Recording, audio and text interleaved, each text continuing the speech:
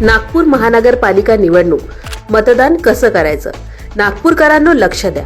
महानगरपालिका निवडणुकीसाठी 15 जानेवारीला म्हणजे उद्याच मतदान होणार आहे. पण यंदा एक महत्त्वाचा बदल आहे, बहुसदस्यीय प्रभाग पद्धत. आणि हाच बदल अनेक मतदारांच्या मनात गोंधळ निर्माण करतोय.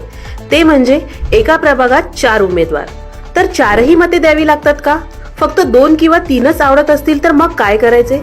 चला सगळा संभ्रम दूर करत जाणून घेऊया बहुसदस्यीय प्रभाग पद्धत म्हणजे काय.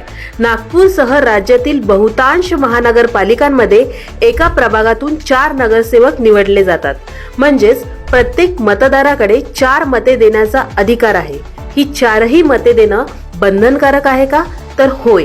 ईव्हीएम वर 4 वेगवेगळी बटन असतात, अ, ब, क आणि ड. सर्व जागांसाठी मत नोंदवल्याशिवाय मतदान पूर्ण होत नाही आणि तो अंतिम बीप आवाजही येत नाही. पण फक्त मतदाराला 3 उमेदवारच आवडत असतील तर काय करायचे?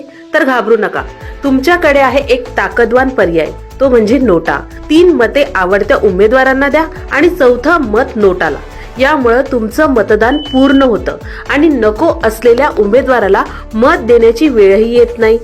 गोंधळात चुकीचं बटन दाबणं, मतदान अर्धवट ठेवणं किंवा प्रक्रियेकडे दुर्लक्ष करणं याचा फटका बसतो थेट तुमच्या प्रभागाच्या विकासाला.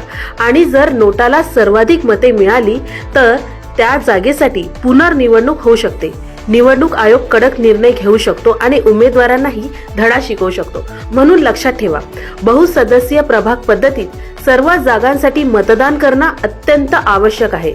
पसंती नसेल तरच नोटा वापरा, पण मतदान अपूर्ण सोडू नका. तुमचं प्रत्येक मत तुमच्या प्रभागाचे आणि नागपूरचे भवितव्य ठरवणारे ठरेल.